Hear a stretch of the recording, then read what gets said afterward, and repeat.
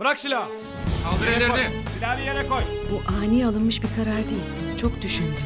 Böylesi hepimiz için daha iyi olacak. Bulaştığı pislik her yere sıçradı. Her yere.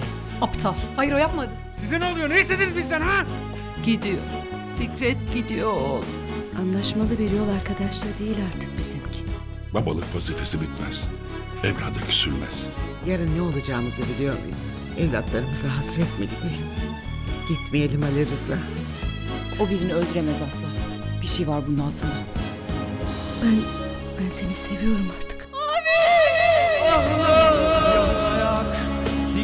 Senin yüzünden işte. Taşlara basa basa.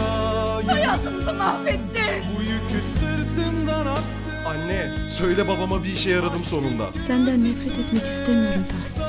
Bir daha hiçbirinin yüzünü görmeyeceğim. Ali Rıza Bey, Tekin ailesi bitmiştir benim için.